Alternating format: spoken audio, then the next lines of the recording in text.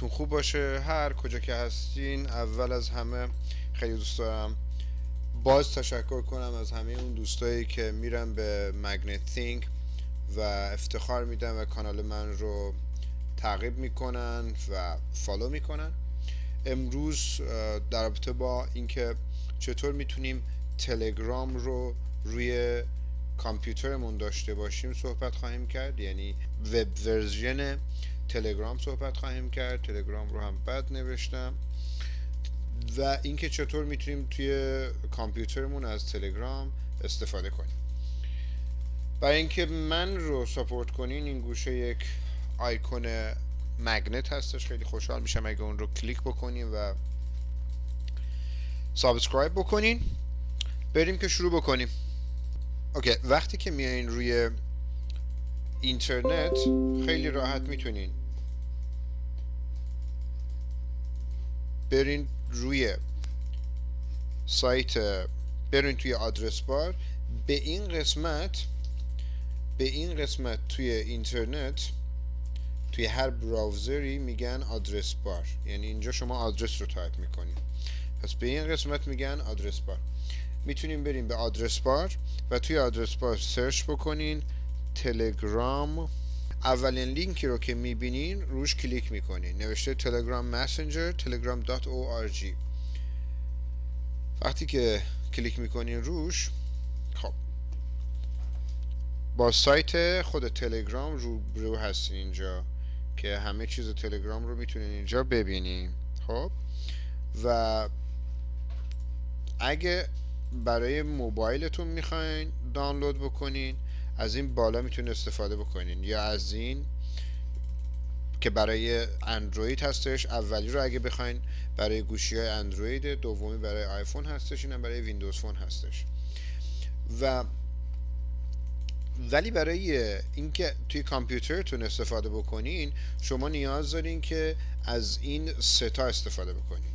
اگه خب فقط وب ورژن میخواین، یعنی فقط میخواین که روی براوزر استفاده کنین، یعنی اینترنت براوزر، گوگل کروم یا هر یک از این استفاده کنین، این مورد هستش. اگه برای OS میخواین، یعنی کامپیوترهایی که اپل هستن میخواین به قول خودمون، دومی هستش. اگه میخواین دانلود کنین و نصبش کنین که این سومی هستش. من میخوام هم این رو ترای بکنم هم این رو ترای بکنم. این بدون نصب، برای این نصب نیاز نیست. من خطم خیلی خرابه. برای این نصب نیاز نیست، برای این باید نصب شود. خب بریم که ببینیم چیکار میکنیم. خب همونطور که گفتم اول میخوام تلگرام وب ورژن رو امتحان کنم. توی تلگرام وب ورژن شما همین اولی هست، شما چیزی رو نصب نمی کنین. اینو اگه بزنیم الان، خب رفت توی همون صفحه‌ای که شما توی کامپیوتر یا ببخشید توی موبایلتون میتونین ببینین. خب کشورتون رو مشخص میکنه بر اساس لوکیشن گوشیتون یا موبایلتون و شماره تلفنتون رو میخواد. خب شماره تلفنتون رو وارد میکنین. وقتی شما شماره تلفنتون رو وارد میکنین، توی مرحله دوم اوکیش رو که میزنین این صفحه باز میشه. توی این صفحه از شما میپرسه که شماره تلفن درسته و شماره تلفن رو مینویسه. من شماره تلفن رو خودم پوشوندم. اگه درسته که خب اوکی رو میزنین، اگه درست نیست که کنسل رو میزنین و درستش میکنین. توی این مرحله بعد از اینکه اوکی رو زدین میگه که تلگرام در 2 دقیقه به شما یک SMS میفرسته. کد رو وارد کنین و تایید بکنین تا ما بتونیم شما رو تایید بکنیم و برین جلو. این کد کجا فرستاده میشه؟ فرستاده میشه به گوشی شما که الان برای من فرستاده شد. یه دست اجازه بدین. اوکی.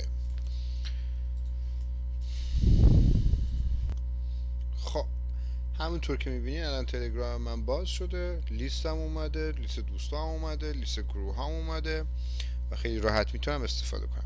خب این موردی هستش که شما نیاز به نصب هیچ برنامه‌ای ندارید. خب الان میریم قسمت دوم رو اجرا بکنیم، یعنی میخوایم همیشه برنامه تلگرام روی کامپیوتر ما نصب شده باشه، یعنی میخوایم نصبش کنیم برنامه رو. بریم به نصب این برنامه بپردازیم. گفتم اگه بخواین نصب کنین شما نیاز دارین که این رو دانلود بکنین. حالا میگه که پورتبل ورژنش رو میخوای یا نه get telegram for windows، کدوم رو میخوای. شما میتونین اول ببینید که چی داره. یک، برای فقط ویندوز داره. دو، او اس داره که او اس همون محصولات اپله. این هم که لینوکسه که به قول خودمون ویندوز زنده میگم بهش.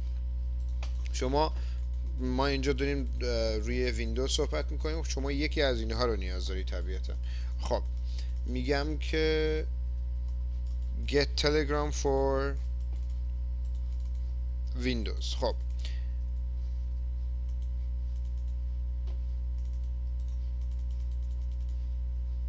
اوکی، دانلود کرد و آماده هستش. کافیه که روش کلیک بکنم. کلیک کردم، اینجا هستش. میگه که نصب میخوام بکنم. اینجا این همیشه یادتون باشه میگه که کجا میخواین نصب بکنین. من معمولا فایل های کامپیوتریمو یه جای دیگه نصب میکنم، ولی خب این کامپیوتر فقط درست کردن ویدیوی من هستش، واسه من زیاد مشکلی نیست که کدوم رو انتخاب بکنم. نکست رو میزنم. اگه بخواید برای دسکتاپتون یه دونه شورکات بزنه اینو تیک بزنین، اگه نه که آفش بکنین و نکست رو میزنم. و میگه لانچ بکن. لانچ رو میزنم. بذاریم بیاریم فقط صفحه چیز رو داشته باشیم. اوکی. حالا میگه start messaging، همونطور که میبینین دوباره از من شماره تلفن میخواد. شماره تلفنم رو وارد میکنم. من بعد از اینکه شماره تلفن رو وارد کردم، مثل دیگه بقیهش، مثل همه چیزش، مثل ورژن براوزر هستش یا کاوشگر اینترنتی هستش. الان دیگه باید برای من یه کد بیاد و اون کد رو وارد خواهم کرد و دیگه میتونم از تلگرامم استفاده کنم. اوکی، همینطور که میبینین دیگه تلگرام رو من الان روی کامپیوترم دارم. هر موقع که خواستم میتونم ازش استفاده بکنم و دیگه نیازی به این که برم توی اینترنت و فقط ورژن اینترنتیش رو داشته باشم هر بار اینو تکرار کنم هم نیست. خب دوستان گلم، خیلی ممنونم که وقت گذاشتیم و ویدیوی من رو دیدین و امیدوارم که به زودی بتونم باز در خدمت شما باشم. خیلی خوشحال میشم اگه وقت بذارین و بیاین مگنتینگ شیر بکنین با دوستاتون و از همه مهمتر چیزی که به من خیلی انرژی میده سابسکرایب بکنین. روی همون علامت آهنربایی که این گوشه هستش کلیک میکنین و میتونین سابسکرایب رو بزنین و فالو بکنین و از این بعد میتونین از ویدیوهای من با خبر بشین. خیلی دوستتون دارم. تا یه ویدیوی دیگه همتون رو خدای بزرگ میسپارم. فعلا خدا حافظ.